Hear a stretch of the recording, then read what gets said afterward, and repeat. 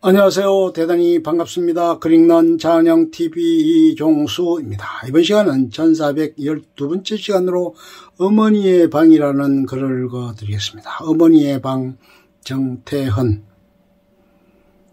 그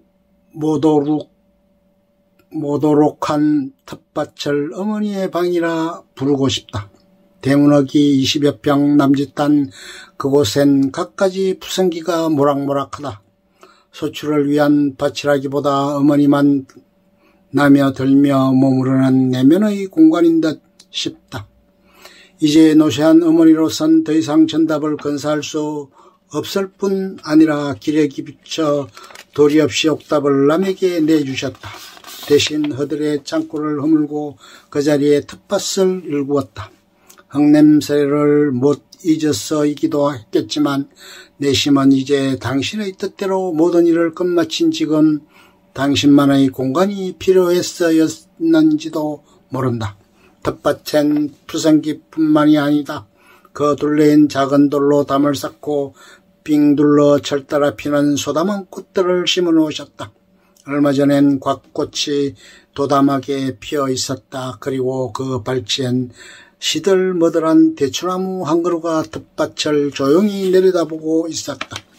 평생 어머니는 시부모를 복양하고 시동생 시누이들을 짝지어 보내셨으며 오남매의 자식들을 새둥지 만들어 출가시키고 이젠 빈가슴으로 텃밭에 수굿이 남아 계신다. 이태전 그 나라의 어머니를 떠올릴 때마다 난 눈시울이 뜨거워지고 가슴이 허영허영하기만 하다. 이제 다 끝났는갑다. 어머니는 산기슭 선영에서 솔바람에 옵섭을 여비며 혼잣말처럼 중얼거리셨다. 새로 세운 망주석에 기대어 노을지는 서녁 하늘을 망연히 바라보는 옆모습이 지금도 쏨쏨하기만 하다. 어머니는 자나깨나 부채처럼 선영의 산일을 사뭇 걱정하셨다. 이런저런 일로 차일피일해오던 조모님의 유해를 조부님 유택 옆에 안장하고 성물 세우는 일이 마치 당신 생전의 마지막 과업이라도 되는 양 얘기시었다. 생전에 자비란 사랑을 베풀어 주신 시부의 배려를 갚으려는 듯 모진 시집살이였음에도 시모에 대한 마지막 성김이라도 하려는 양 어머니는 그 일에 집념으로 매달리셨다. 그런 어머니를 생각할 때마다 뒤란 장독대 옆의 감나무가 떠오른다. 지금은 고목이 되어 열매도 맺지 못하는 그 단감나무 말이다. 그 허구한 세월 동안 철마다 풍성한 열매로 베풀고 이젠 소진해 말라가는 감나무는 어머니 모습 그대로이기 때문이다. 17살의 산골로 시집온 어머니는 그 이듬해 외할아버지로부터 귀한 단감나무 한 그루를 끝내받아 장독대 옆에 심으셨다. 그리고 그 감나무와 함께 오늘까지 70평생을 살아오신 셈이다. 당시 마을에 유일했던 그 단감나무는 해마다 가지가 휘도록 감이 풍성하게 열려 촌동들의 입맛을 돋웠고 마을 사람들의 눈길을 끌었다. 이젠 고목이 되어 병원 출입이 잦으신 어머니처럼 시들하게 메말라가고 있다. 아마 어머니와 감나무는 평생을 서로 눈길을 주고받으며 그렇게 살아오셨을 것이다. 까다로운 시모에다 시동생과 시누이들의 뒤치다거리에 오죽이나 고단을 하셨으랴.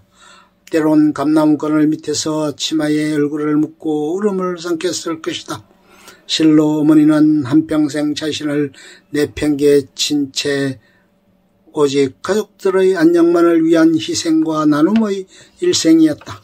석정이가 된 감나무의 굽은 가지처럼 어머니의 허리는 이제 속절없이 휘고 말았다.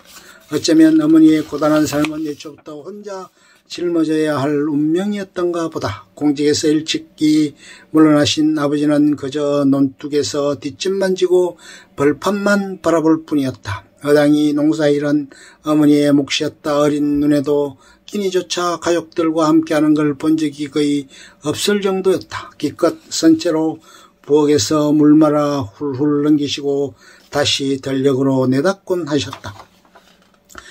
집에서 거느리던 선보다 먼저 일어나 진종일 들판에서 살다시피 하셨다. 그런 당신의 삶이 고달프셨던지 자식들의 가르침에 열을 보이셨다. 나처럼 무지렁이로 살지 말고 대체로 나가 편히들 살거라 하시며 매섭게 다그쳤던 것도 지금 헤아려 보니 가슴이 뭉클하기만 하다. 지금도 미루나무만 보면 그때를 잊을 수가 없다. 중학교 시절 하룻밤 묵고 일요일 오후 도회로 가는 길목이었다. 어머니는 공부에만 몰두할 것을 신신당부하셨다. 그날도 동구박까지 따라 나오며 한사코 다짐받는 걸 잊지 않으셨다. 그리고 동구박 미루나무에 기대어 물끄러미 어린 자식이 사모퉁이를 굽어 돌 때까지 눈을 떼질 않고 바라보고 계셨다. 밤마장의 그 길을 난 눈물을 훔치며 몇 번이나 되돌아보았던가. 바람에 나부끼는 미루나무 잎새들이 어머니의 손짓 같게만 느껴졌던 기억 때문에 지금도 미루나무를 보면 가슴이 젖어온다. 달포전 반야가라는 어머니의 낮은 목소리가 전화기를 통해 들려왔다. 예전에 흔치 않았던 일이라 혹여 허리 병환이 도진 게 아닐까. 가슴이 철렁했다. 도예의 자식들 집에 오셔도 하룻밤 지새우기 무섭게 아버지를 졸라 시골로 내려가셨던 어머니였다. 자식들에겐 유독 강한 모습을 보이려 애쓰셨던지라 불길한 예감으로 급히 달려갔다. 산거늘이 내린 어둑한 마을 길로 접어들었을 때 저만치의 어머니는 마중 나와 계셨다. 마음이 한결 놓였지만 짧은 시간이 남아 어머니는 어둠 속에서 얼마나 기다리셨을까. 어둑한 동구 밖에서 뵌 어머니는 더욱 작게만 보였고 애잔한 바람이 가슴속을 훑고 지나갔다. 나도 모르게 눈물이 그렁그렁 고여왔다. 애비가 좋아하는 상치가 하도 때깔이 고와서 말것을 흐리시는 어머니의 속내를 헤아리며 이젠 마음마저 세잔해지셨구나 하는 생각에 허전허전하기만 했다. 그날 어머니는 평생을 곁에 두고 사용해온 재봉틀을 말끔히 닦아 내놓으셨다. 이제 나한테 이것도 쓸모가 없다 시며 며느리에게 건네는 어머니의 손등이 그날따라 유난히 메말라 보였다. 지금쯤 어머니는 텃밭에서 뭘 하고 계실까? 이제야 죽어도 여한이 없다시던 어머니는 어떤 표정으로 무엇을 생각하며 텃밭에 수굿이 머물러 계실까?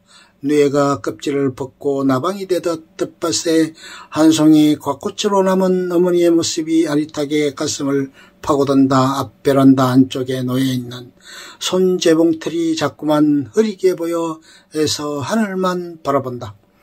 끝. 좋으면 좋아요, 구독, 알림 설정 눌러주세요. 감사합니다.